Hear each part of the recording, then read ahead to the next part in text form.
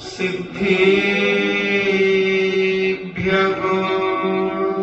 ॐ नमः सिद्धेभ्यः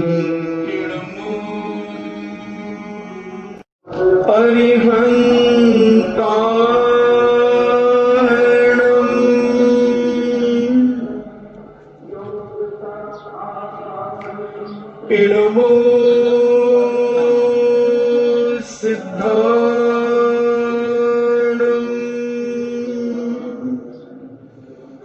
इणमो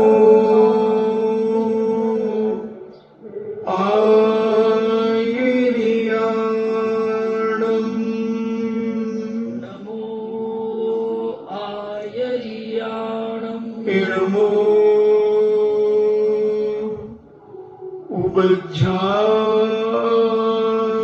उवज्झायाणं नमो उवज्जायाणं इणमो लूये सत्साभूणं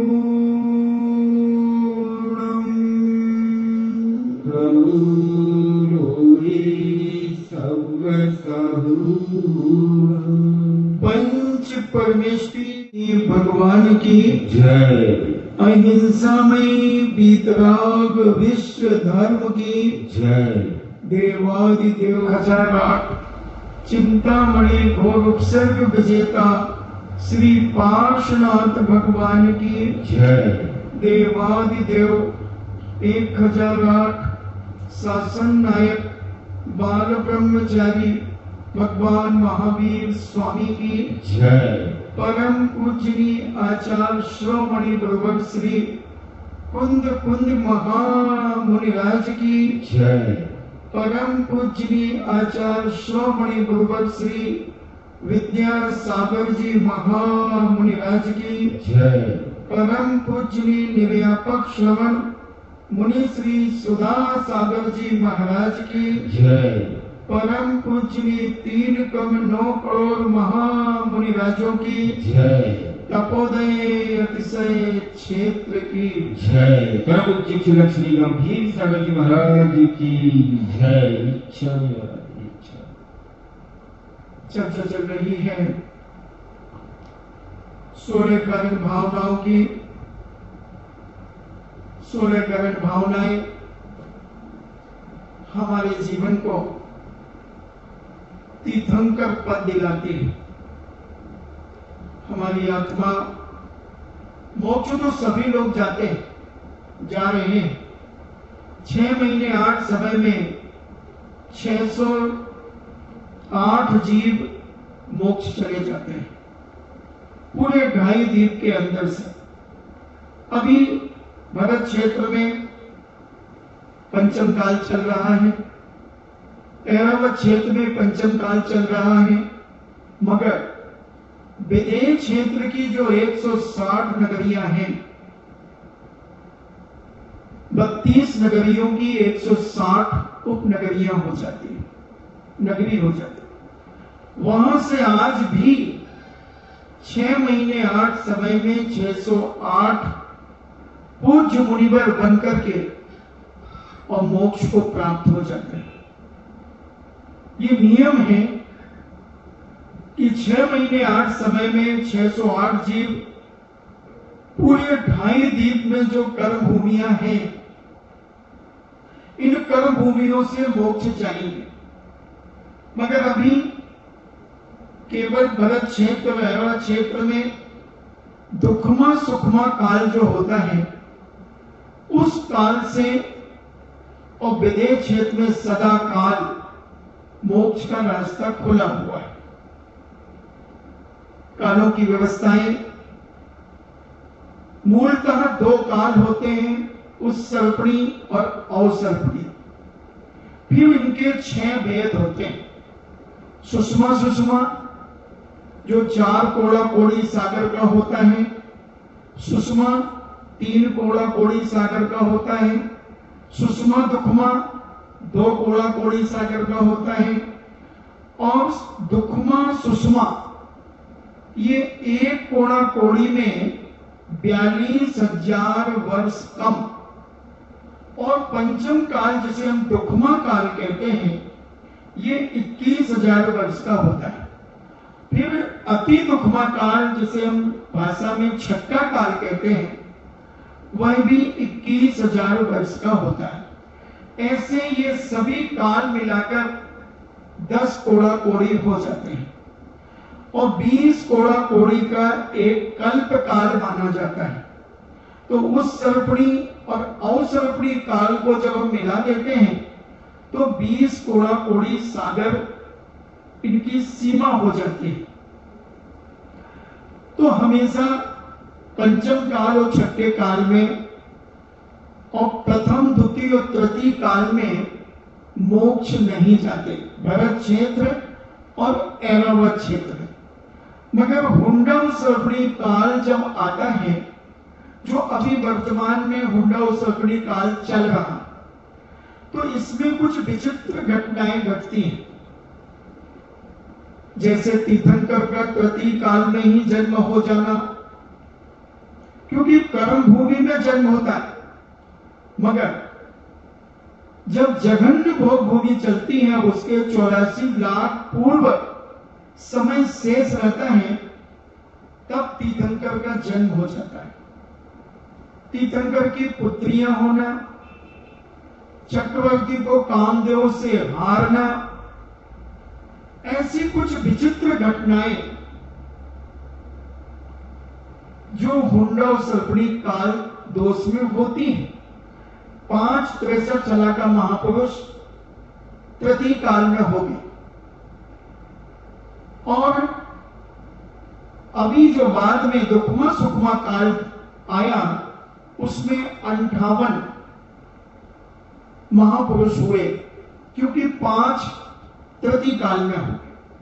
63 महापुरुष, 24 तीर्थंकर, 12 चक्रवर्ती, 9 नारायण, 9 प्रतिनारायण और 9 बलभद्र, ऐसे 63 सलाका महापुरुष कहलाते हैं। फिर इसके बाद महापुरुष होते हैं 169, 169, जिसमें 24 तीर्थंकर, 24 कामदेव, उनके माता पिता तीर्थंकरों के तो 96 तो ये हो जाते हैं।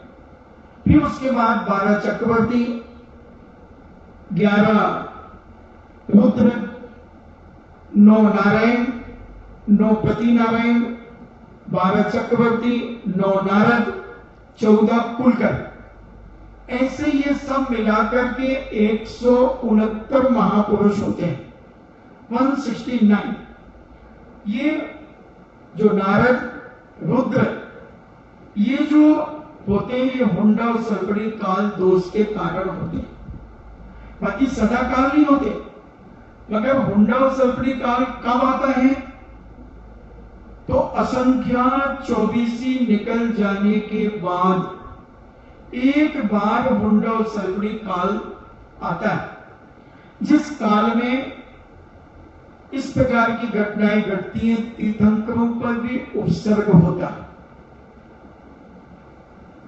पारसनाथ स्वामी पर उपसर्ग हुआ, पारसनाथ स्वामी पर उपसर्ग हुआ, और भगवान महावीर स्वामी पर उपसर्ग हुआ। और अपन ये भी ले सकते हैं कि आदिनाथ भगवान को 7 महीने 8 दिन तक आहार नहीं मिला, 6 महीने का तो उन्होंने उपवास किया, चैत कृष्ण नवमी को दीक्षा ली, 6 महीने उपवास किया, और फिर आका तीज जिसे आप कहते हैं, उस समय उनका आहार हुआ तो 13 महीने 8 दिन लगभग हो जाते। तीर्थंकर को तो आहार मिलना ही चाहिए, मगर ये काल दोष के कारण वो भी चपेट में आ गए। ऐसा ये परंपरा अनादिकालीन चल रही है। जब से सूरज और चांद है, जब से पृथ्वी और आकाश है, जब से स्वर्ग और नरक है, जब से सुख और दुख है, जब से मंगल और अमंगल है, जब से दिन और रात है, तब से ये परंपरा चल रही है। ये किसी के द्वारा बनाई हुई परंपरा नहीं है। ये अनादिकालीन परंपरा है, न इसका कोई करता है न धरता है, न इसको कोई मिटाता है और न कोई बनाता है। प्रकृति अपने आप शुभ अशुभ क्रियाएं करती चली जाती है, मिटती अपने आप है, बनती अपने आप है। मगर कई लोग इसको ब्रह्मा विष्णु महेश के अंतर्गत लेते हैं। ब्रह्मा जी सृष्टि की रचना करते हैं, विष्णु जी इसका संचालन करते हैं और महेश इसका विनाश करते हैं। ऐसे अन्य दर्शनकार इस प्रकार की व्यवस्था मानते हैं। मगर जैन दर्शन अनादि निधन जैन दर्शन है। बाकी दर्शन तो सब जैन दर्शन के बाद में ही उत्पन्न हुए। अपने अपने लोगों ने विचारधारा बनाकर अपना अपना एक मत खड़ा कर लिया और अपने अपनी विचारधारा के अनुसार ग्रंथों की रचना कर ली। तो जैन दर्शन इस चीज का अकाट नियम है कि सृष्टि को न कोई बनाता है और न कोई विनाश करता है। अगर सृष्टि को कोई बनाता है तो सृष्टि बनाने वाले को किसने बनाया, वो कहां से आया? अगर उसे किसी ने जन्म दिया तो उनको किसने जन्म दिया, फिर उनको किसने जन्म दिया? तो ये बहुत लंबी चेन बन जाएगी। अंत में वो यही कहेंगे कि नहीं, कोई ने नहीं बनाया। ब्रह्मा जी को किसने बनाया? ब्रह्मा जी के तो माता पिता होंगे, अगर होंगे तो नहीं। ब्रह्मा हमारे आदिनाथ भगवान के 1008 नामों में ब्रह्मा नाम भी आता है, विष्णु महेश नाम आता है। ये सब गुण उनके पास थे। लोगों ने अपने अपने हिसाब से रचनाएं की। तो ये तीर्थंकर की जो बात चल रही है, तो तीर्थंकर 5 कल्याणक वाले होते हैं, 3 कल्याणक वाले होते हैं और 2 कल्याणक वाले होते हैं। तीर्थंकर जब भी होंगे कर्म भूमि में ही होंगे। भोग भूमि में तीर्थंकर का जन्म नहीं होगा। भोग भूमि में कोई संयम धारण नहीं करेगा, नरकों में कोई संयम धारण नहीं करेगा, स्वर्गों में कोई संयम धारण नहीं करेगा। स्वर्गीय देवता तीर्थंकर प्रकृति का बंध नहीं कर सकता। भोग भूमि का जीव तीर्थंकर प्रकृति का बंध नहीं कर सकता। केवल तीर्थंकर बन सकता है तो कर्म भूमि का संगी पंचेंद्री मनुष्य। तो ये तीर्थंकर कितना बड़ा बेनिफिट मिला मनुष्यों को। मगर केवली के पाद मूल में शुद्ध केवली दुगे, यानी केवली भगवान, शुद्ध केवली और केवली अनंत भगवान, इनका जहां सानिध्य हमें मिलेगा और वहां हम अपने दर्शन विशुद्धि के साथ कोई भी एक भावना बड़ी विशुद्धि से जब हम भाएंगे तो हमें तीर्थंकर प्रकृति का बंध हो जाएगा। मगर उदय में कब आएगी? उसी भाव में भी आ सकती है और 2-3 भाव में भी आ सकती है। राजा सैनिक ने पहले नरक आयु का बंध कर लिया, फिर उन्होंने सम्यक दर्शन प्राप्त किया। सम्यक दर्शन प्राप्त करने के बाद चेलना की मेहरबानी से भगवान महावीर स्वामी के समोशरण में पहुंचे, वहां छायिक सम्यक दर्शन प्राप्त किया और दर्शन विशुद्धि भा करके 16 कारण भावनाओं का स्मरण चिंतन किया और भगवान महावीर स्वामी के चरण सानिध्य में राजा सैनिक ने तीर्थंकर प्रकृति का बंध कर लिया। मगर वो उसी भाव में मुनि नहीं बन सके, कोई भी नियम नहीं ले सके वो, क्योंकि नरक आयु का बंध होने के बाद, त्रेंच आयु का बंध होने के बाद, मनुष्य आयु का बंध होने के बाद कोई भी संयम लेने के परिणाम नहीं होते। केवल एक देव आयु का बंध हो जाए तो संयम लेने के परिणाम हो सकते हैं। 3 आयु का जिनको बंध हो गया है वह संयम धारण नहीं कर सकता उस पर्याय। फिर बाद में वहां जाने के बाद, उन पर्यायों में जाने के बाद त्रिंच में भी पंचम गुण स्थान प्राप्त कर सकता है, नरकों में चौथा गुण स्थान प्राप्त कर सकता है, और मनुष्य में 14वें गुण स्थान तक प्राप्त कर सकता है, मोक्ष जा सकता है। तो ये सारी व्यवस्था है। तो तीर्थंकर अभी जो विदेह क्षेत्र में 2 कल्याणक वाले, 3 कल्याणक वाले और 5 कल्याणक वाले तीर्थंकर विद्यमान है। जैसे अपन आप पूजा करते हैं विद्यमान श्री तीर्थंकर सिद्ध प्रभु के गुण गाओ, तो 5 कल्याणक वाले तीर्थंकरों के समोशरण आज भी 160 नगरियों में से 20 नगरियों में भगवान के समोशरण लगे हुए, बिल्कुल ऐसे ही जैसे भरत क्षेत्र में लगते हैं। बकायदा 12 सभाएं होती है, सब कुछ होता है, भगवान का उपदेश होता है। ये 5 कल्याणक वालों का ही समोशरण लगता है। अब 3 कल्याणक कैसे होते हैं, किसके होते हैं? तो जिसका जन्म हो गया, गर्भ में आ गया, जन्म हो गया, फिर उसने सम्यक दर्शन प्राप्त करके, दर्शन विशुद्धि प्राप्त करके, और केवली भगवान के तीर्थंकर भगवान के चरणों में, यानी उनके समोसरण में बैठकर 16 कारण भावनाओं का स्मरण चिंतन अपने जीवन में किया, तो उन्हें तीर्थंकर प्रगति का बंध हो गया। और अब वो जब मुनि बनेंगे तो उनका तप कल्याणक मनाने के लिए स्वर्गीय देवता अवतरित होंगे, फिर उन्हें केवल ज्ञान होगा, फिर उन्हें मोक्ष होगा, तीर्थंकर पद पाकर। तो ये इनके 3 कल्याणक। और 2 कल्याणक कैसे होते हैं?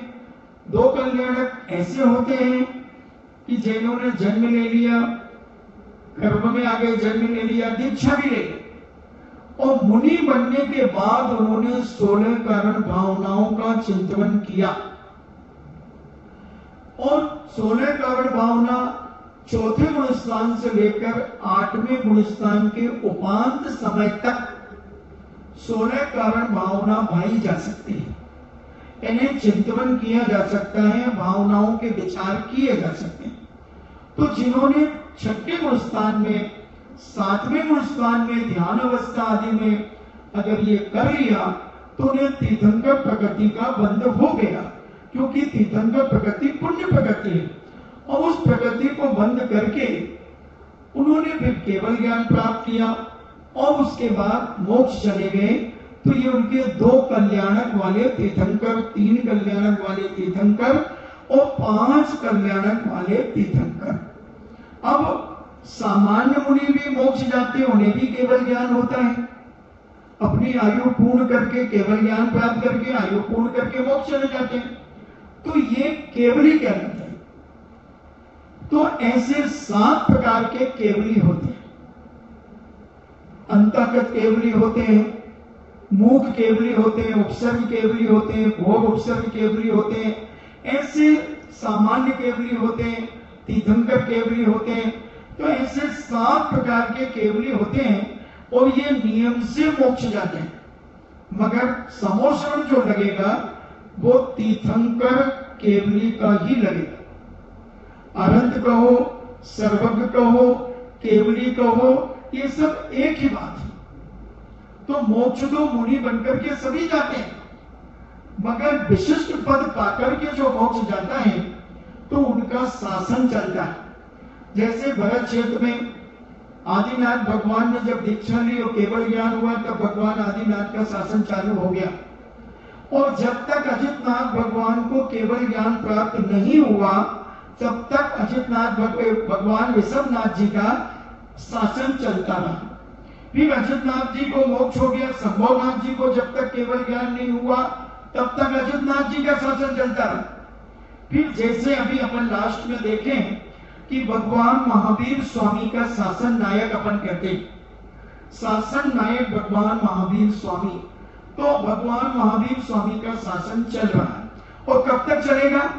81,400 कुछ वर्षों तक अभी भगवान का शासन चलेगा। यानी जब तक महापद्म नाम के तीर्थंकर नहीं होंगे, जिन्हें केवल ज्ञान जब तक नहीं होगा, जब तक भगवान महावीर स्वामी का शासन काल चलेगा, क्योंकि अभी 18,400 कुछ वर्ष तो ये पंचम काल के बाकी हैं, फिर छठे काल के 21,000 वर्ष, फिर छठे काल के 21,000 वर्ष, फिर पंचम काल के 21,000 वर्ष, तो 63,000 तो वो हो गए और 18,000 ये हो गए और 400 लगभग ये हो गए।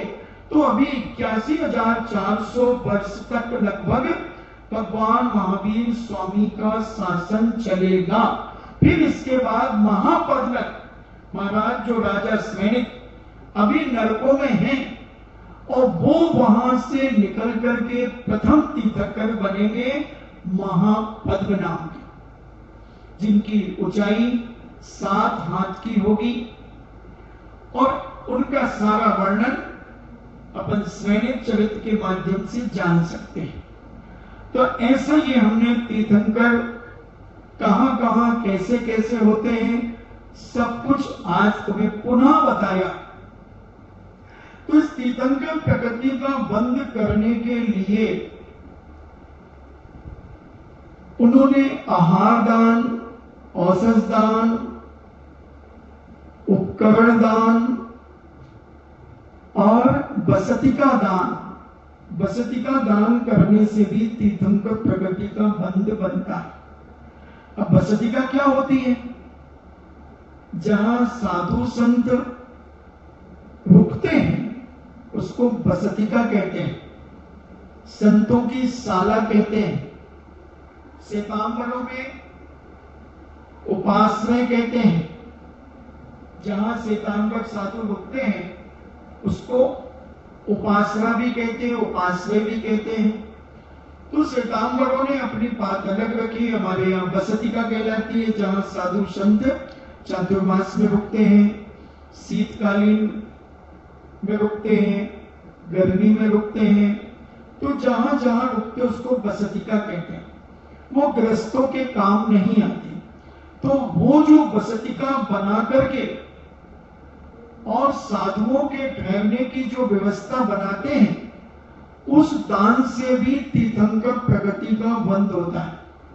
राजा खारवेल ने उदयगिरी खंडगिरी के अंदर बड़ी बड़ी गुफाएं बनाई साधु संतों को रोकने के लिए, उनके निवास के लिए। पत्थरों में ऐसी चौकी बनाई, मैं तो नहीं गया मगर पूज्य मुनि श्री गुरुवर आचार्य विद्यासागर जी के महाराज के साथ 1983 का चातुर्मास पूज्य आचार्य श्री का ईसवी में हुआ। उधर से कलकत्ता आदि होते हुए उदयगिरी खंडगिरी गए, जहां पर बड़ी बड़ी गुफाओं में 100-100 200 साधु शयन कर ले। ऐसे उन्होंने स्थान बनाए और ऐसे बताते उन गुफाओं में ऐसे छेद बनाए कि गर्मी में अगर वो पत्थर हटा दिया जाए तो ऐसी साय शीतल ठंडी हवा, ठंड में पत्थर लगा दिया जाए तो गर्म गुफा। ऐसी बसतिकाएं गुफाएं राजा खारवेल ने बनाई और बहुत साधु संत वहां पर रुके। अब कुछ लोगों ने ध्यान नहीं देने के कारण कुछ आताताइयों ने उन्हें कब्जे कर लिए और वहां जो प्रतिमाएं आदि उखेरी गई उनमें कलर आदि पोत दिया और दादागिरी गुंडागर्दी आदि वहां होने लगी। तो कहने का मतलब संतशालाएं भी बनाना चाहिए, बसतिका भी बनाना चाहिए। आप पूरी संतशाला नहीं बना सकते तो जहां संतशाला बन रही हो वहां कम से कम 5 कमरे, 10 कमरे, 2 कमरे, 1 कमरे अपनी शक्ति अनुसार बनवाना चाहिए। ये भी बसतिका दान है। और जिस कमरे में बैठ करके पूज्यवरों ने एक सामायिक भी अगर कर ली सच्चे साधु ने तो आम के आम और गुठलियों के दाम, पैसा वसूल हो गया। एक साधु जिस स्थान पर बैठ गया, अभी आपको एक घटना स्मरण में आ गई। पूज्य आचार्य विद्यासागर जी महाराज बिहार करते हुए जा रहे थे। एक छोटी सी होटल, टपरा नुमा एक होटल थी। तो वहां एक छोटी सी, जैसे सैंड स्टोन आपके यहां निकलता है, तो मध्य प्रदेश में भी दमोह अमोह के आसपास सैंड स्टोन निकलता है। वहां पट्टियां कहते हैं, फरसी कहते हैं, लाल कलर का ज्यादा निकलता है। तुम्हारे यहां पर नीले कलर का, स्लेटी कलर का, तो ऐसे पीला गुलाबी पिंक सा रहता है, वो वहां ज्यादा निकलता है। और भी कई कलर के निकलते हैं। तो एक छोटी सी पट्टी कोई पड़ी होगी 2-4 फुट की, तो पूंजवर उस पर बैठ गए। गर्मी थी तेज, बिहार कर रहे थे, थोड़ी छाया होगी, वहां बैठ गए। थोड़ी देर बैठने के बाद बिहार कर गए। उस पट्टी को लेने के लिए होड़ लग गई। कोई 21,000, कोई 51,000, कोई 1 लाख, कोई 2 लाख, यहां तक कि 5 लाख रुपए उस पत्थर के लग गए। एक पत्थर के जिसमें अबू चाचा श्री बैठे थे। मगर होटल वाले की श्रद्धा देखना, बहुत छोटी सी टपरिया थी होटल की। वो कहता तुम 1 करोड़ रुपया भी दो तो मैं ये पत्थर नहीं दूंगा, इसमें पूज्य गुरुवर बैठे हैं इस पत्थर पर। और उसने वो पत्थर उठा करके अपने उसमें रख लिया और रोज बड़ी श्रद्धा से उसको पूजता। क्योंकि जिस स्थान पर साधु बैठ जाए वो पूज्य हो जाता है।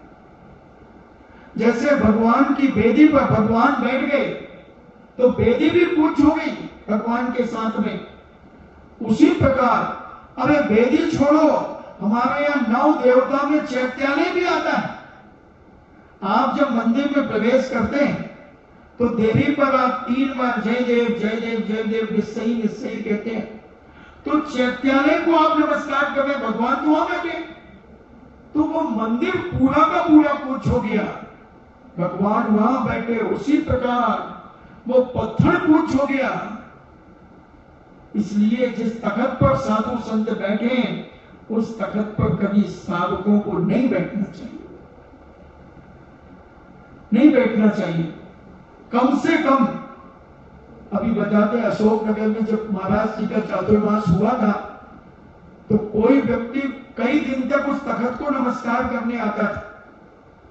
चतुर्मास के बाद, बिहार करने के बाद भी तो अपनी अपनी श्रद्धाएं हैं, तो कम से कम अंतर मुहूर्त के बाद उस वस्तु का प्रयोग करें। जैसे आहार करके भी साधु जिस पाटे पे बैठ के जाते हैं तो उस पाटे को भी कम से कम अंतर मुहूर्त के बाद उसके ऊपर बैठें, क्योंकि उनकी बरगड़ाएं उस पर रहती हैं। तो ऐसी श्रद्धा, तो वह पत्थर भी जब 5 लाख रुपए की मांग हो गई तो जिस कमरे पर पूज्यवर साधु समाहित कर ले उसकी कीमत ही क्या कहूं। अब प्रसन्न आ गया तो स्मरण तो बढ़े। कवाड़ी कह रहा, कवाड़ी के दिमाग में तो सब चीजें भरी होती, जैसे कवाड़ी की दुकान में सब होती। सूरत में हमने चातुर्मास किया। सूरत के बाद एक भटार कॉलोनी का हो रहा जो भी, उसमें 124 घर थे, वहां मंदिर नहीं थे। पावले पॉइंट वहां से लगभग 3-4 किलोमीटर पड़ता था। तो सभी लोग मंदिर नहीं जाते थे, मुश्किल से 10-20 लोग मंदिर जाते थे। अब मंदिर की बहुत लंबी कहानी है। अब वहां मंदिर बन गया, वेदी प्रतिष्ठा थी। उनके पास कोई स्थान नहीं था कि साधु को कहां रोके। तो एक 344 फ्लैट बन रहे थे, तो कुछ फ्लैट बन गए थे, कंप्लीट थे। उन्होंने उनसे बात की कि हमारे पूज्य महाराज जी यहाँ पर रुक सकते हैं। उन्होंने कहा बड़े खुशी से। तो जिस फ्लैट में पूज्य मुनि सुधाचार्य जी महाराज रुके वो 35 लाख का फ्लैट था। उसमें 2 कमरे, 3 कमरे शायद, किचन आदि जो भी होते हैं वो, और जिसमें हम रुके थे अकेले वो 70 लाख का था। उस समय रेट था। उसमें तीनों महाराज यानी ब्रह्मचारी जी और धैर्य सागर बड़े महाराज और मैं अब हमारे बिहार के बाद उनकी कीमत क्या कहूं आपसे, 1.5 करोड़ रुपए में वो वाला बिका जो 70 का था, और 80-90 लाख रुपए में वो बिका जो 35 का था। उन्होंने कह दिया इसमें सुधा सागर जी महाराज का संग रुका था इन कमरों में। माहेश्वरी था कोई, ऐसी बनिया बुद्धि तेज होती है, और उसने उन फ्लैटों को इतना महंगा, फिर पूरे उसका जो 344 फ्लैट थे उसके प्राय बहुताय बिक चुके, कि यहां साधुओं ने विचरण किया, आदमी आनंदित हो गया। तो संतशाला में जब साधु 4-4 महीने, हम तो 1 साल 9 दिन हो गए हमें रहते हो, 1 साल 9 दिन हो गए हमें संतशाला में रहते हुए। जिन पुण्यार्जकों ने संतशाला बनाई होगी और उसमें हम लोगों ने 3-3 सामायिक की होंगी 1 दिन की, तो कितनी सामायिक हो गई रे भैया? 109 को 3 गुणा करो, 3 साल 27 दिन की सामायिक हो गई अभी तक। सुन रहे हो? 3 साल 27 दिन की सामायिक इन कमरों में हो गई। बोलो उसने मान लो 2 लाख का कमरा बनाया होगा, उसके पैसे वसूल हो गए कि नहीं हो गए?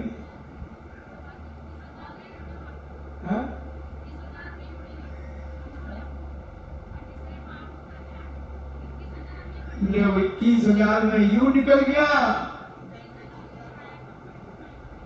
यूं निकल गया भैया। 21 रुपया रोज,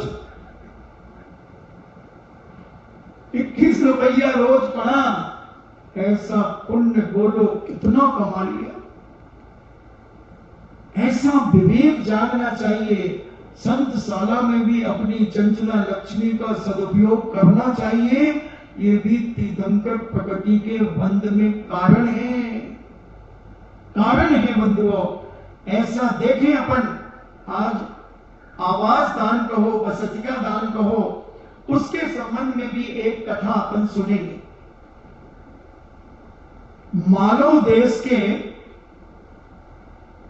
घट ग्राम में एक देवल नाम का कुम्हार रहता था, और उसी नगर में धर्मिल नाम का एक नाई रहता था।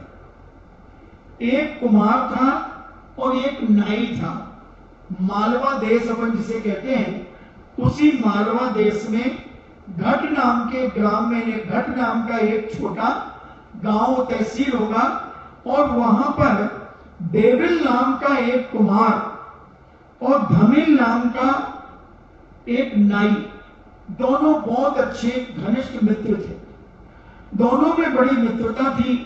तो दोनों के मन में विचार आया कि अपने गांव में बहुत सारे राहगीर पथिक आते हैं, साधु संत आते हैं, तो कोई वृक्ष के नीचे रुक जाता है, कोई कहीं रुक जाता है, अनेक प्रकार की परेशानी होती है। क्यों ना अपन एक ऐसा धर्म स्थान बना लें कि जिसमें राहगीर पथिक साधु संत रुक जाएं। दोनों मित्रों ने विचार किया और विचार करके बहुत अच्छी एक धर्म स्थान बना लिया, इन्हें धर्मशाला बना ली। और उस धर्मशाला में लोग आने जाने लगे, रुकने लगे। तो एक दिन जो देविल कुमार थे, उन्होंने पूज्य मुनिवर को रोक दिया। एक मुनिराज उस नगर में आए, ग्राम में, तो उसने कहा कि महाराज आप पधारे, ये हमने धर्म स्थान बनाया है साधु संतों के लिए, राहगीरों के लिए, पथिकों के लिए। आप भी पथिक हैं, आप तो महान संत हैं, आप इसमें विराजिए। और उसने पूज्य मुनिराज को वहां निवास के लिए दे दिया। मगर कुछ समय के बाद, थोड़ी देर के बाद, धमिल नाम का जो नाई था वो वहां आ गया, और उसने देखा कि इसमें तो दिगंबर मुनिराज रुके हुए हैं। वह उत्तेजित हो गया और वहां से कोई कहीं से परिव्राजक साधु पकड़ करके ले आए। छोटी सी बनाई होगी, आप अपन समझ लो नाई कुमार कितना खर्च करेगा, एक कमरे बनाया होगा, अनुमान लगा लो। और उसने पूज मुनिराज को उठा दिया वहां से। और मुनिराज को अगर कोई कहे यहां उठो तो महाराज तो 1 मिनट में उठ जाएंगे, क्योंकि किसी के स्थान में नहीं बैठ सकते। तो मुनिराज उठ गए और वह जो परिव्राजक था उस परिव्राजक को उसने उस धर्म स्थान पर बिठा दिया, उनको ठहरा दिया और परिव्राजक ने उन मुनिराज को वहां से निकलवा दिया। अब क्या था, महाराज तो बहुत सीधे होते, वो उठ करके एक वृक्ष के नीचे बैठ गए। साधु तो कहीं भी बैठ जाता है, उस नगर में इससे सिद्ध है कि कोई जैन श्रावक श्राविकाएं नहीं होंगे। और वह वृक्ष के नीचे पूजवर अपनी सामायिक ध्यान आदि करने लगे और रात हो गई। तो संधि काल में मच्छरों की, चौइंद्री जीवों की बहुत उत्पत्ति होती है संधि काल में, क्योंकि ये सम्मूर्छन होते हैं। ये चारों तरफ से उद्गल वर्गणाओं को इकट्ठा करके उत्पन्न हो जाते हैं। डांस, मच्छर, मक्खी आदि ये सब जबरदस्त उत्पन्न होते हैं। और ये इतने भयंकर डांस मच्छर वहां पैदा हो गए। और ठंडी का समय था, शीतकाल चल रहा था और शीत आदि की बाधाओं को सहन करते हुए रात भर मुनिराज वहां बैठे रहे। थोड़ा विचार करो, ठंड में निकल के देखा करो, उगारे बदन छत पे जाया करो, ठंड में महाराज सी लग जाए। न जाऊं महाराज, जाऊं तो कोट कंबल ओढ़ करके जाऊं। और मुनिराज वृक्ष के नीचे कैसे बैठे होंगे, कल्पना करो, कल्पना करो। और वह भयंकर शीत पड़ रही थी, ओला तुषार पड़ रहा था, ओस पड़ रही थी। और उस बाधा को सहन करते हुए मुनिराज वहां बैठे।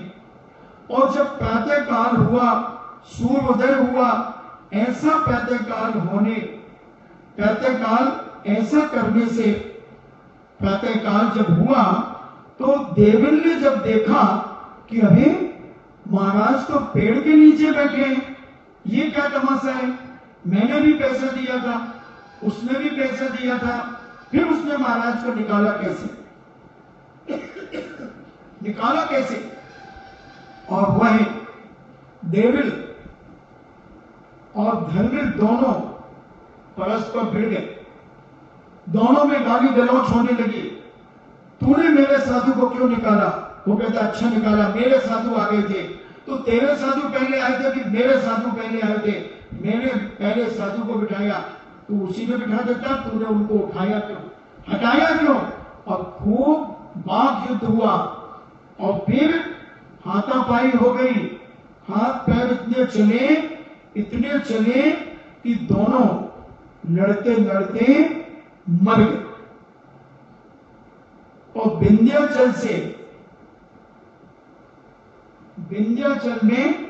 विंध्याचल पर्वत पर सूकर और ब्याग हुए।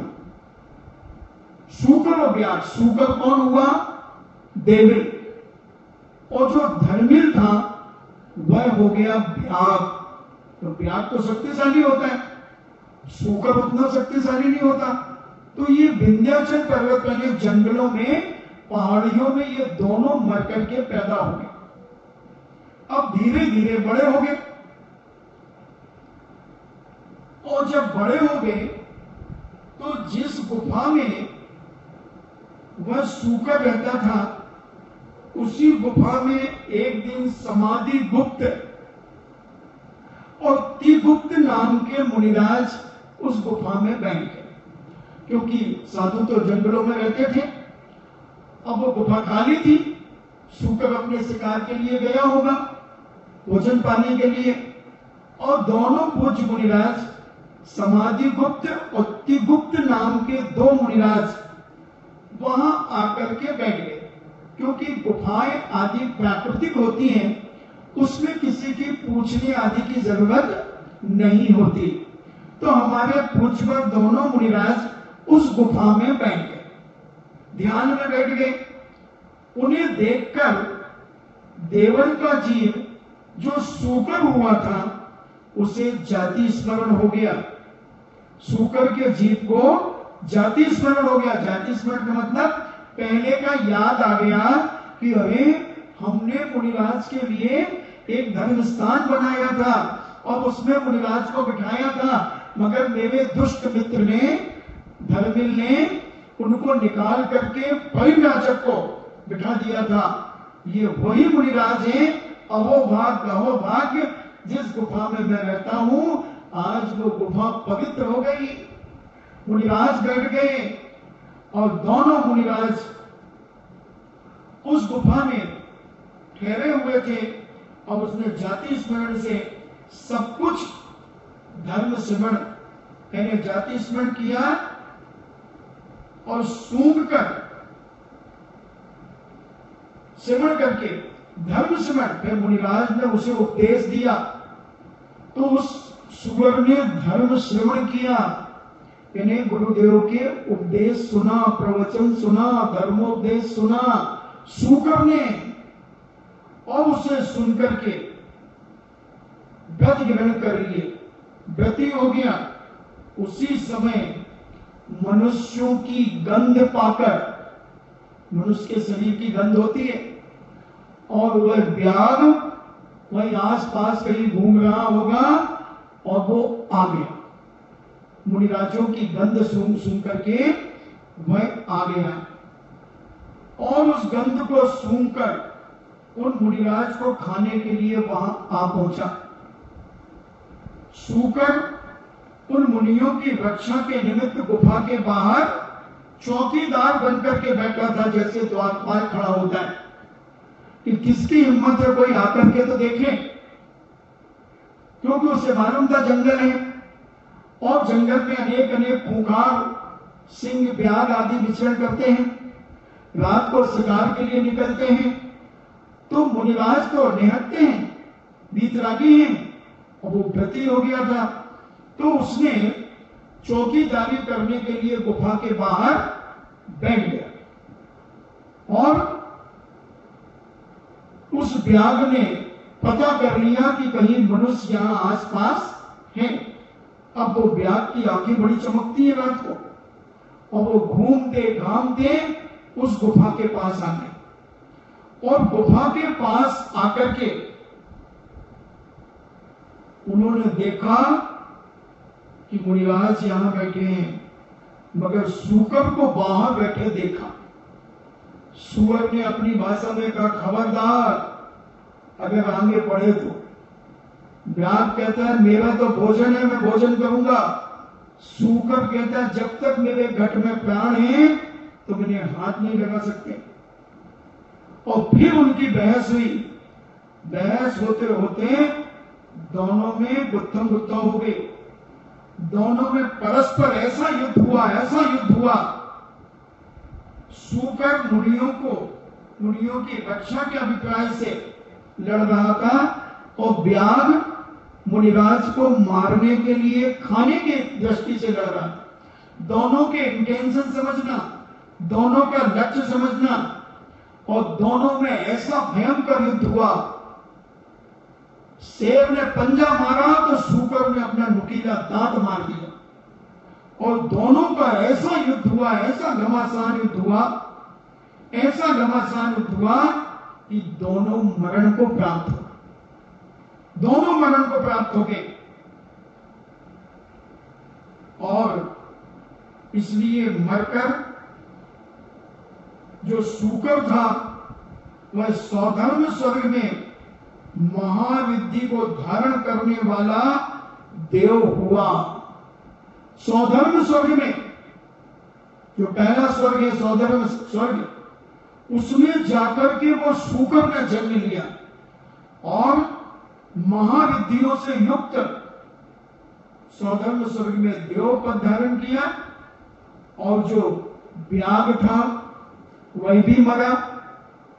वह मुनियों के भक्षण करने का अभिप्राय रखता था, उन्हें मारने का अभिप्राय रखता था, खोटे परिणाम थे, खोटे भाव थे।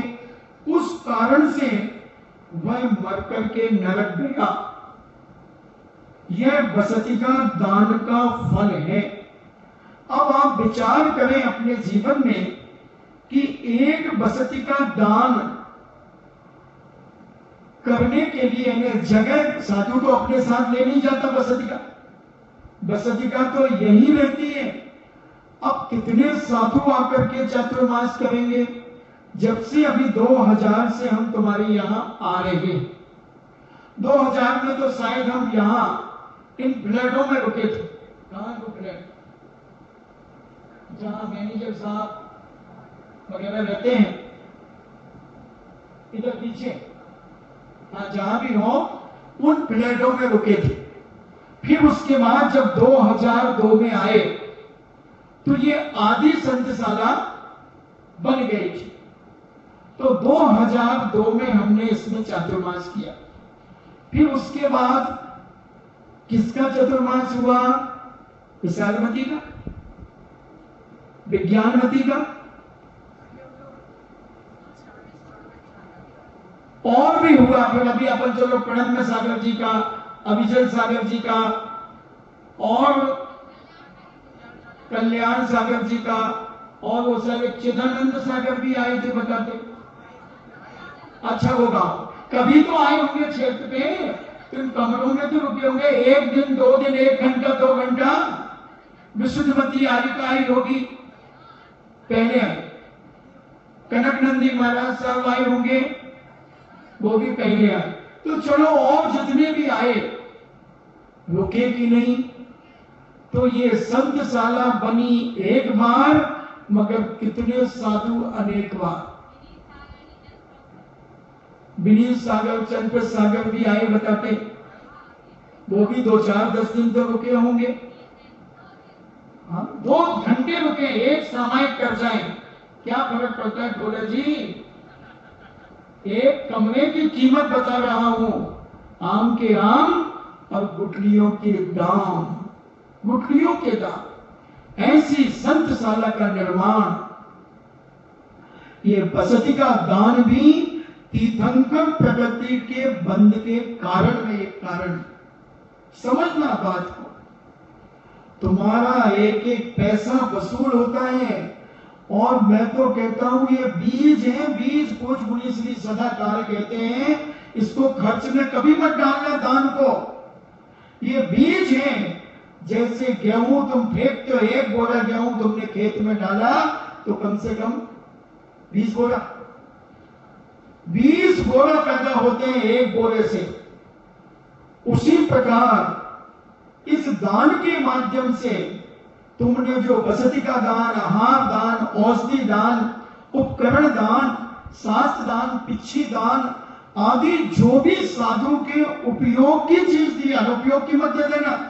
नहीं तो तुम लैपटॉप दे दो, टीवी एलसीडी दे दो, रिमोट दे दो, मोबाइल दे दो, एसी दे दो, कूलर दे दो, पंखे दे दो, ये सब कुदान के अंतर्गत आएंगे। ये लोभी गुरु लालची चेला हो नरक में ठेलम ठेला।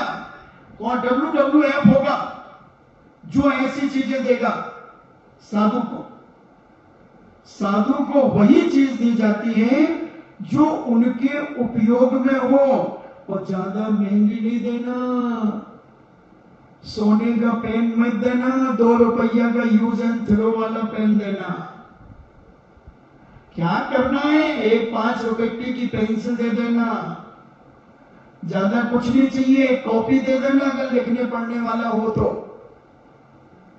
कुछ नहीं, फालतू चीजें देने नहीं तो वो दान तुम्हें दुर्गति में ले जाएगा। दान भी दोगे और दुर्गति भी जाओगे, पैसा भी जाएगा। गाड़ी दे देते हैं, सोने चांदी के कमंडल दे देते हैं, सिंहासन दे देते हैं, पता नहीं क्या क्या दे देते हैं। ऐसी गाड़ियां साधु के पास कि तुम्हारे पास क्या होंगी, मैं तो कहता फिल्मी स्टारों के पास क्या होंगी। 5-5 करोड़ की गाड़ी, उसमें चौका बना लो, उसमें सूसू कर आओ, उसमें पोटी कर आओ, उसमें साधु को पड़गा करके आहार करा दो, एसी चल रहा है चकाचक, झूमर भी लगे हो तो कोई कम नहीं। ऐसी गाड़ियां साधु को दे देते हैं।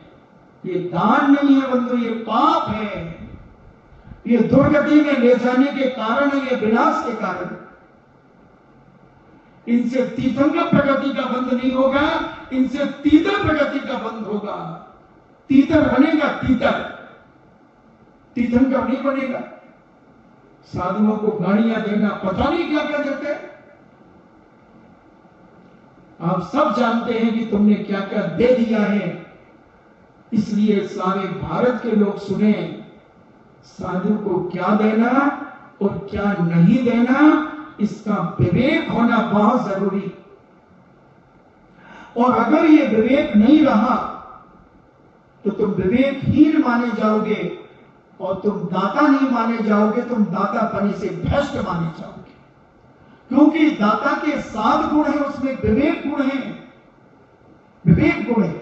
वो विवेक गुण का अभाव तुम्हारी जिंदगी में प्रभाव पड़ेगा, और ऐसा प्रभाव पड़ेगा कि तुम्हारा धन का धन खर्च होगा और बदनामी अलग होगी, और बदनामी के बाद दुर्गति अलग जाओगी।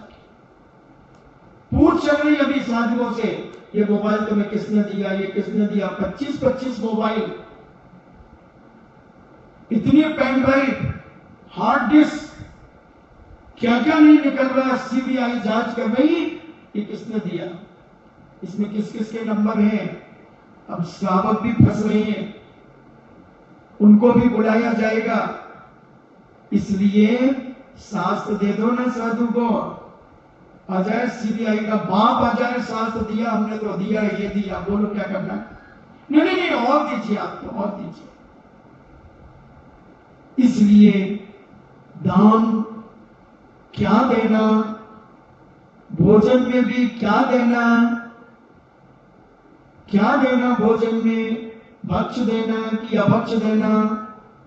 भक्ष देना, मगर कैसा देना, कैसे बनाना, तो आज अपन थोड़ी सी चर्चा इस पर भी करेंगे कि आहार विधि मंजूषा पूज्य विज्ञानमती जी आरिका ने एक छोटी सी पुस्तक निकाली है कि आप आहार की विधि कैसे अपने जीवन में समझें।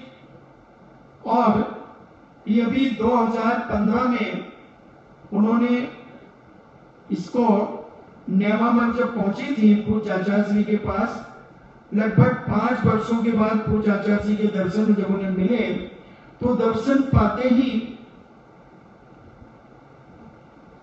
मन की नाच उठी, आदि आदि लिखा है कि वो अपन को उनकी। मगर अब उन्होंने कहा कि रसोई तैयार करते समय आपको किस प्रकार की सावधानी रखना चाहिए, ये आपको बताऊं कि आप सब जानते हैं। आप सब जानते हैं तो फिर काय को बताएं, आपका समय भी हो रहा है। तो इधर सामने बैठोगे तो ज्यादा अच्छा रहेगा, या तो हम इस तरह मुंह कर ले तो ठीक रहे। तो कूलर वहां भी चल रहा है, ये भी चल रहा है कूलर, वो भी कूलर चल रहा है। तो उन्होंने इन्हें तैयारी करते समय, इन्हें आहार तैयार कराने के लिए आप जो तैयारी करते हैं वो किस प्रकार से करना, ये पूजनीय विज्ञानमती जी ने बहुत विवेक के साथ इस छोटी सी पेटी को तैयार किया। और जिनेंद्र पंडित ने भी बहुत अच्छे तरीके से शांतिवत प्रदर्शन में दिया, उन्होंने वैज्ञानिक तरीके से बताया है, वो भी हम तुम्हें बताएंगे अगर तुम्हारी स्वीकृति होगी तो। क्योंकि मुझे बोलने की बीमारी नहीं है कि अगर नहीं बोलूंगा तो मुझे गैस बनेगी, मैं नहीं बोलूंगा तो मुझे अपार शांति रहेगी, इतनी शांति रहेगी मैं दोनों हाथों से आशीर्वाद दिया करूंगा रोज। कल से प्रवचन बंद करूं? कौन कौन चाहता है बंद करें? अच्छा, ठीक है। तो अब पूजारिका कहती हैं किसी भी वस्तु को रात में कूटना, पीसना, छानना आदि ना करें। सब्जी ना छीलें, मटर की फल्ली रात को ना छीलें। क्या क्या तुम रात को चौके के काम करते हो, कान खोल करके सुनो। कान साफ कर लो, वट्स मिल जाएगी, वट्स साफ करके सुनो। तो किसी भी वस्तु को रात का मतलब सुनो, रात कब हो जाती है? तुमने रात को कब मान लिया? रात कब होती है? जब अंधेरा हो जाता है। महाराज जी, जिज्ञासा के बाद हम जब उजाला रहता है, जिज्ञासा 7 बजे छूटती है, 15-20 मिनट तक उजाला रहता है? नहीं।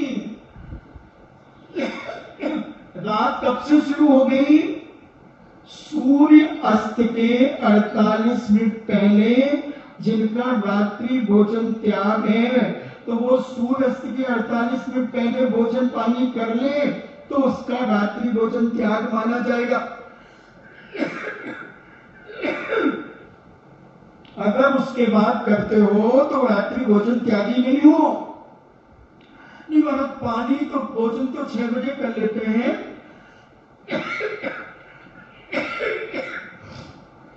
तो ये पानी हम 8 बजे तक पीते हैं, तो आप रात्रि भोजन कर रहे हैं, पानी रात्रि में ही पी रहे हैं।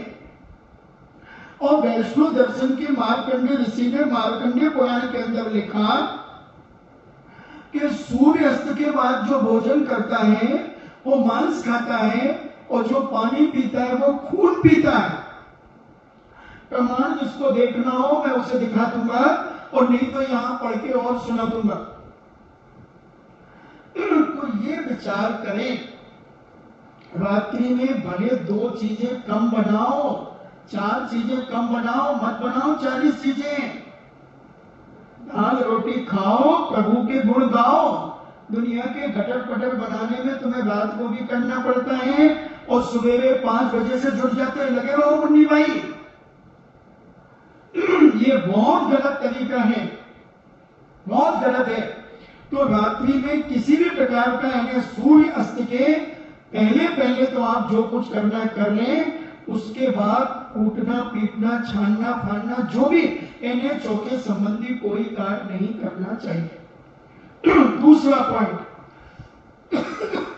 मसाला, गेहूं आदि की अच्छी तरह धोकर के सुखा लें। गेहूं को धोकर के सुखाएं। देखो अभी हमने देखा इस चबूतरे के ऊपर लोगों के गेहूं सूखते रहते थे, कुछ दिन पहले देखा।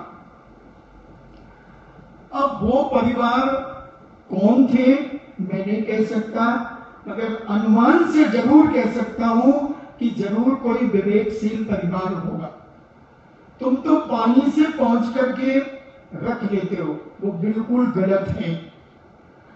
तो मसाले आदि जो मिर्ची हैं आदि आदि, इनको सबको धो करके, गेहूं आदि को अच्छी तरह धोकर सुखा लें, क्योंकि इसमें कीटनाशक औषधि के अंश भी रहते हैं। जो बाजार से आप सामान आता है मसाला आदि, तो उसमें कई बार कलर करके भी आपको दे देते हैं, और कीटनाशक दवाइयां डाल करके भी दुकानदार रखते हैं, आप लेकर के आ जाते हैं। तो इनको धो करके आप सुखा करके अपने डिब्बा बंद रखें। दिन उगने के पहले चौकी की तैयारी का कार्य प्रारंभ नहीं करें। हाथ पोंछने के, साधु का मोह आदि पोंछने के, पोंछा लगाने के, बर्तन आदि पकड़ने पोंछने के वस्त्र अलग अलग रखें। उसी से अपन भी हाथ पोंछ लेते हैं, उसी को साधु को भी पुछवा देते हैं। नहीं, सब कपड़े आपके अलग अलग हो, पोंछा लगा करके कपड़ा साफ हो और सुखाओ उसको। डाल दिया कोने में, 12 बजे तक गीला पड़ा है, 2 बजे तक गीला पड़ा है, उसमें असंख्यात जीव पैदा हो गए। उसको तत्काल साफ पानी से धो करके और कहीं किनारे पर सूखने डाल दीजिए। देखो कितनी छोटी छोटी बातें उन आरिका ने लिखी, क्योंकि महिलाएं महिलाओं की आदत को जानती हैं कि ये खोट कहां कहां करती है, इसलिए वहीं पर चोट की है इन्होंने। तो सूर्य उगने के पहले चौके की तैयारी का कपड़ा नहीं करें, हाथ पहुंचने आदि के। आप कई बार और आपका हाथ पहुंचने का कपड़ा देख लेना तो कुत्ता ना खाए, अगर उसको फेंक देना, कुत्ते कपड़े बहुत ले जाते हैं, कुत्ते चीखते हैं, तो उन कुत्तों के पास फेंक दो, सूंघ करके और छोड़ देंगे, अजमा के देख लो। ऐसे सूखले कपड़े रहते हैं। इतनी गरीबी आ गई, दुनिया के काम में तो लाखों खर्च करोगे और शुद्धि के काम में कपड़े ढंग से नहीं रखोगे। 10-15 दिन में बढ़िया बदल दो ना, क्या फर्क पड़ रहा है। आटे के ऊपर जो आटा क्या बोलते मार करके रखते, उसके ऊपर कपड़ा डाल के रखते, सूख न जाए वो आटा। हवा चल रही है, आटा सूख जाएगा, ऊपर से पपड़ी जम जाएगी उस पर, इसलिए गीलो कपड़ा डाल दे, ऐसा काला कलूटा। ये मूड हिलाने से कुछ नहीं होता, बुढ़ापे में तो हिलाना ही है ऐसी ऐसी, उसमें क्या दिक्कत है। अभी तो सुनो विवेक से, तो अलग रखें एवं साफ धोकर के शुद्धि में 16 में ही रखें। शुद्ध वस्त्र पहनने के पहले दाल चावल मसाला नमक आदि जो भी आवश्यक वस्तुएं हैं, जो डिब्बे आदि में से निकालनी है, उन्हें निकाल करके रख लें। जो दाल चावल आदि हैं, तो सोने के कपड़े पहनने के पहले वो सब आप निकाल करके रख लें। काजू बादाम पिस्ता आदि के 2-2 टुकड़े करके रख लें। काजू के 2 टुकड़े कर लें, बादाम के भी 2 रख लें। मगर जब हम घी में सेकते हैं ना, तो वो चिपकी रहती है, उसके भीतर जीभ हो तो तुमने तो दे दिया, साधु खा गया, साधु से थोड़े फोड़ के बनेगी, इसलिए 2 टुकड़े करके रखना चाहिए। और मुनक्के आदि उनके बीज आदि निकालते समय मुनक्के को अच्छी तरह ऐसे दबा दबा करके देखना और फाड़ करके उनके बीज निकालना, और बीज निकाल करके उनको अच्छी तरह उनको पानी से धो करके रखना। काली किशमिश बड़ी किशमिश को भी इसी तरह उनके बीज आदि व्यवस्थित रखें। काजू मुनक्का आदि सूखे मेवा खरीदते समय देखकर खरीदें, ऐसे मेवा जल्दी खराब होते हैं, इनमें जीव होने की भी संभावना हो जाती है। ऐसे काले मुनक्के हो जाते हैं, उनको देखने से खाने की इच्छा ना हो। अब रखिए 15-20 दिन से महाराज अब इकट्ठे मंगा लिए थे पैकेट, तो वो थोड़े थोड़े आप लोग इकट्ठे लेते नहीं, हम तो सोचे कि एक दिन में 1 पैकेट ले लोगे तो हम दूसरा कल मंगा लेंगे, मगर आप तो 2-4 लेते हो तो वो हमारे खराब हो जाते हैं। तो पैकेट में से निकाल के ताजे मंगा लो, या फिर उनको रखने का तरीका है, उनको अच्छे ढंग से रखो। तैयारी करने की बातें भूलकर भी साधु के सामने ना करें। यानी कोई भी चीज जहां साधु बैठे हैं वहां पर किसी भी प्रकार का कोई आरंभ सारंभ नहीं होना चाहिए। केले के टुकड़े कर दिए, जूस निकाल दिया, ककड़ी घिस दी, टमाटर के टुकड़े कर दिए, और क्या क्या करते हो XYZ, वो सब नहीं होना चाहिए, अंतराय होगा। अब अगर ऐसा कहीं दिख गया तो फिर अंतराय करेंगे, समझ जाओ। अभी तक माफ कर दिया, 1 साल 9 दिन तक तुम्हें माफ किया, 1 साल देखो तो 50 शुरू हो गए डोकरी। चलो उठ के यहाँ बैठो, डोकरियों को तो पता नहीं। चलो हाँ आगे बैठो, आगे बैठो, बड़ा पंखा चल गया, अभी चाले ऊपर भी चाले नीचे भी, आजू बाजू सुदर्शन चक्र चल रहे, ये चाल रही है, और बैठो ना कूड़े में बैठना, उसमें उसकी मोटा तो चाहिए, उसी में बैठा देगा। तो तैयारी की बातें भूल कर भी साधु के सामने नहीं होना चाहिए, ताकि आपके आहार का दान का पुण्य कम नहीं हो। साधु के सामने करोगे और साधु अगर देख लेगा तो वो वस्तु नहीं लेगा, क्योंकि उसके लिए उद्दिष्ट त्याग है उनका, उनके निमित्त तुम तैयार कर रहे हो, तो वो दोष लगेगा, इसलिए वो नहीं लेगा अगर देख लेगा तो। कुएं का पानी रात में नहीं लावे और ना ही रात में गर्म करना प्रारंभ करें। शाम को भी ला सकते हैं आप, शाम को पानी सूर्य अस्त के पहले ला करके रख सकते हो, मगर सवेरे छान करके उसे गर्म कर सकते हो। मगर रात को खिंचवा करके ना लाए। पानी पहने हुए, बिछाए हुए, ओढ़े हुए वस्त्रों को चौके में काम ना लें। कुएं से पानी लाते समय ढककर लावे। महाराज हमें तो लाने नहीं, हमें तो अपने आप मिलता है। ये पुण्य कम हो रहा है तुम्हारा। जो आहार दान के पुण्य में से टीए कट गया, पानी लावे कमेटी को पुण्य मिलेगा। जिन दाताओं से वो पैसा दिया जा रहा, उन दाताओं को पुण्य मिलेगा, तुम्हें नहीं मिलेगा। तुम्हारे चौके का पुण्य टीए कट गया। अच्छा से कि हमें पानी हमें सब मिलता है क्या? नहीं तो अपने आप मिलता नहीं, पैसे देके मंगाना पड़ता है अपना। कभी रास्ते में, बिहारों में, जहाँ चतुर्मास में राजा मिलता है क्या? पानी के अपना खींचना पड़ता है, अपना खींचना पड़ता है। वो तो तुम जो सफेद कपड़ा में हो तो कोई तुम्हें लाके दे देता होगा।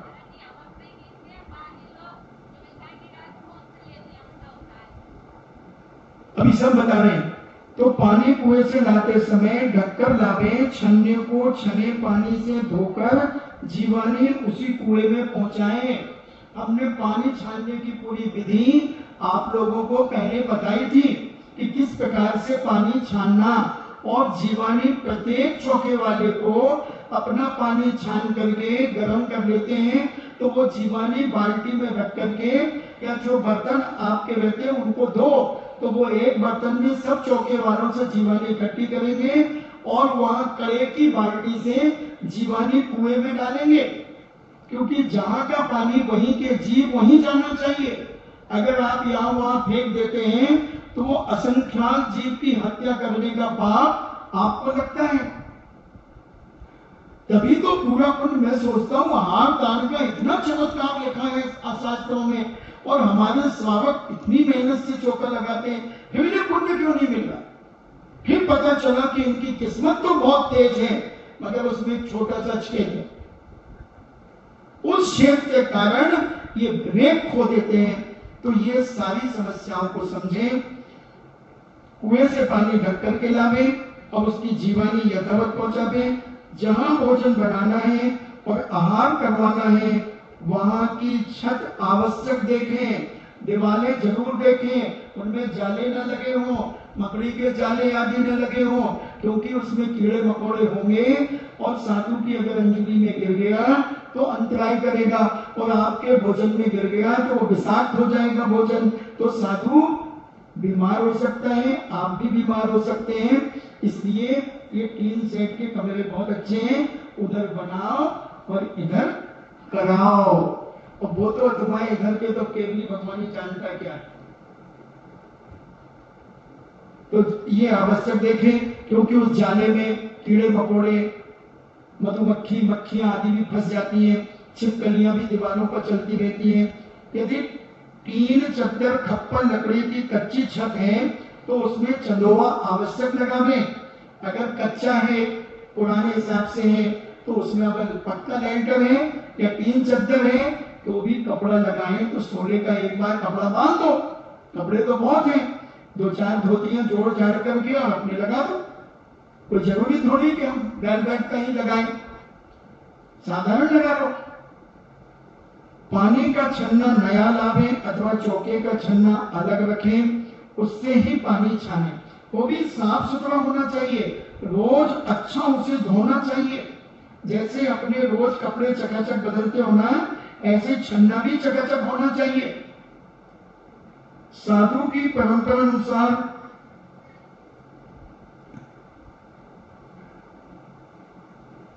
चूल्हे सिगड़ी पर भोजन बनाना है तो ईंधन को अच्छी तरह सोध कर, अगर आप सिगड़ी में बनाते हैं तो कोयला को अच्छे से सोध लें, अच्छे से धूप में आदि उसे सुखा दें, उसमें कोई जीव जंतु आदि ना हो।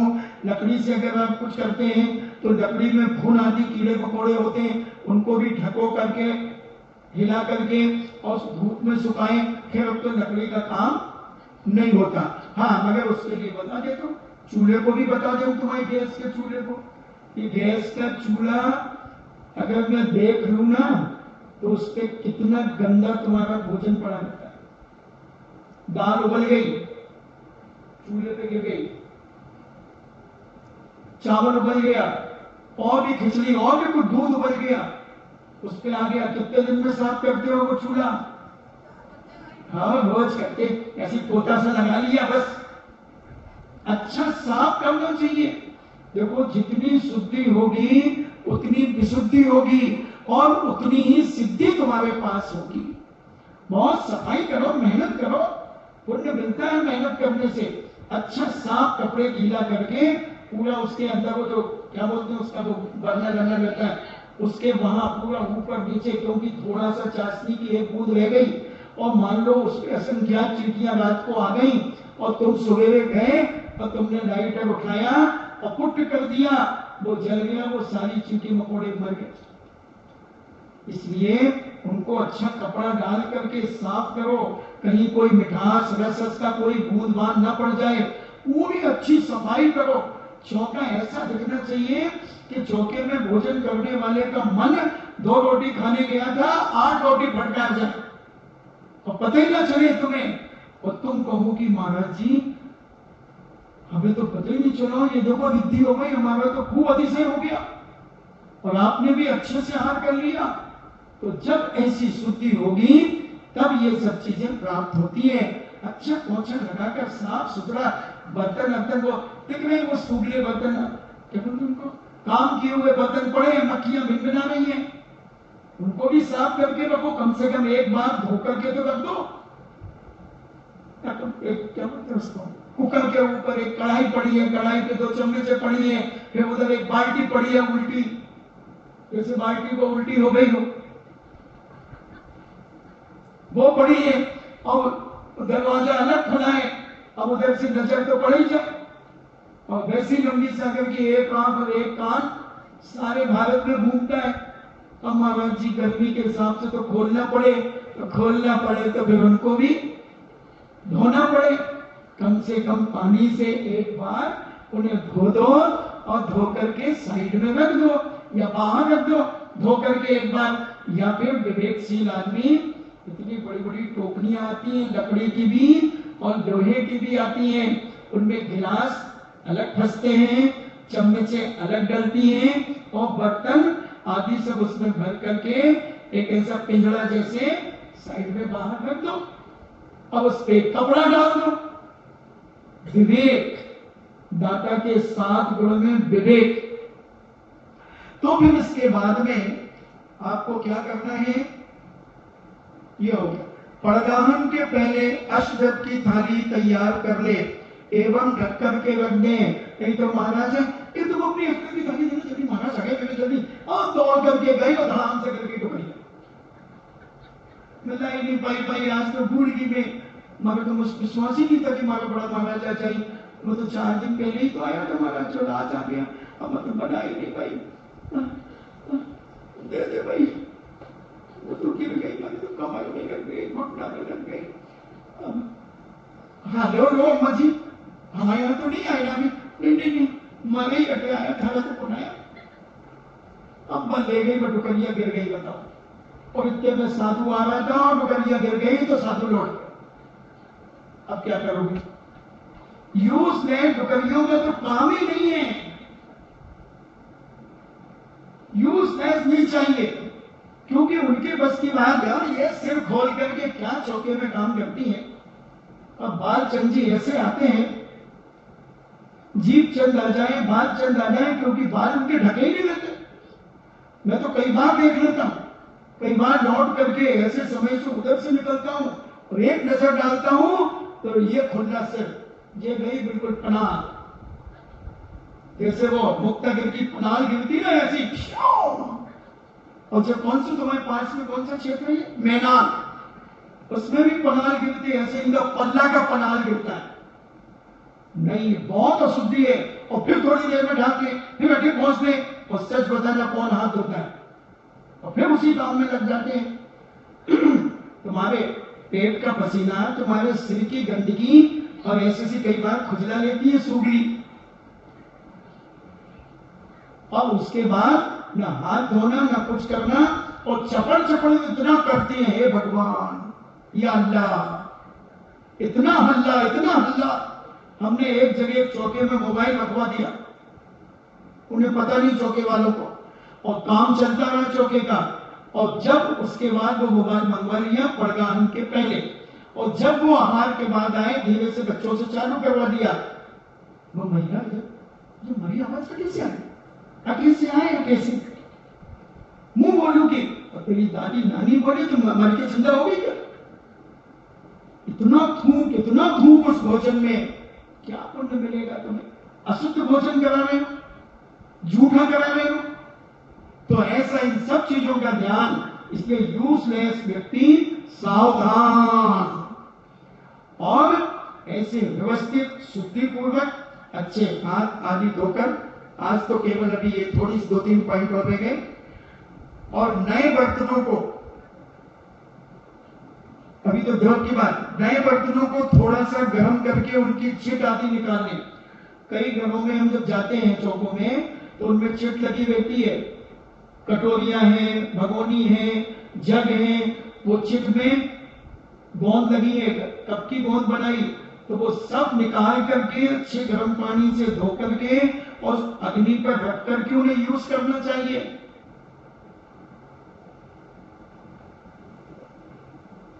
घूमने के भय से तुम्हें लगे हमारे बर्तन महाराज हमारे बहुत सारे बर्तन एक साल लगेंगे, कहां चले गए हमें तो ये पता नहीं चल रहा, कौन ले गया घर से, तो तुम वैसे ही लाए अपने बर्तन, अब यहीं के बर्तन यहीं वहीं चले। तो यहां पर अपने निशान बनाओ उनमें।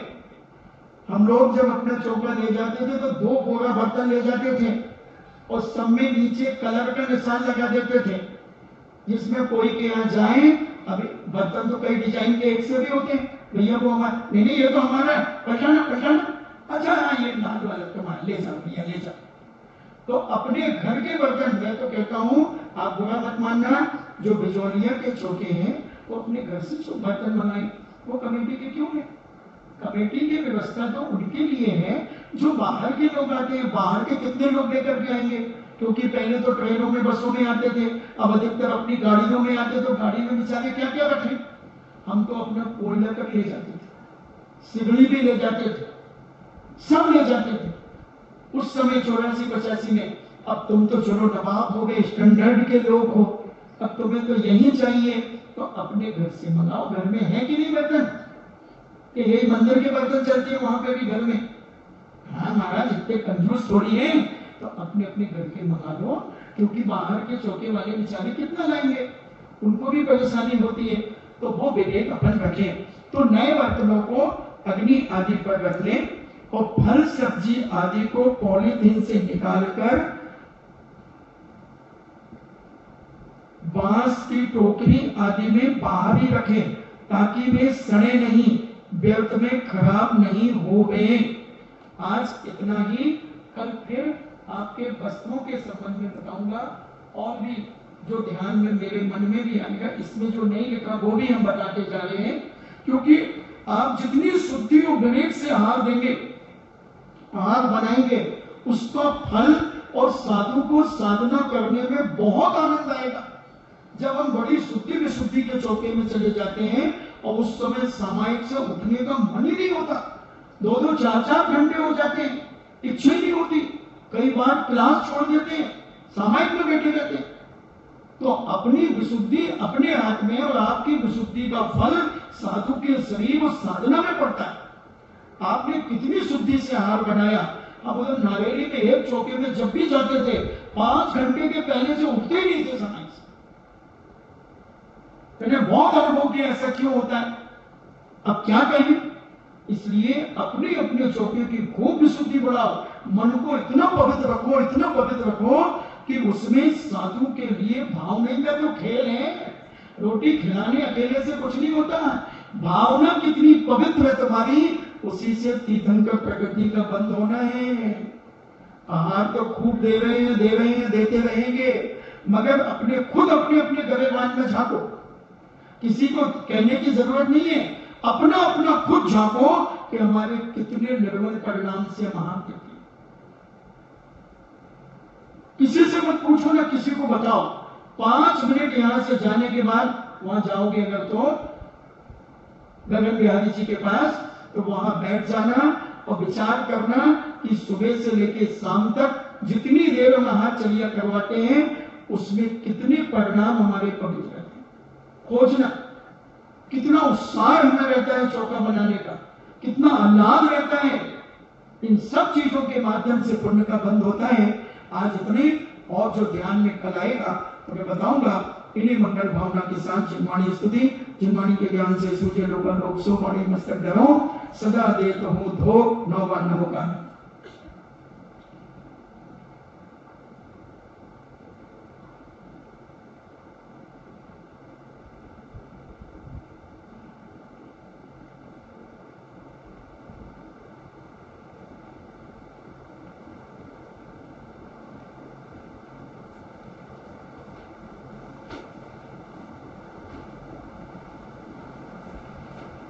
परम पूजनी द्वादशांग जिनवाणी माता की।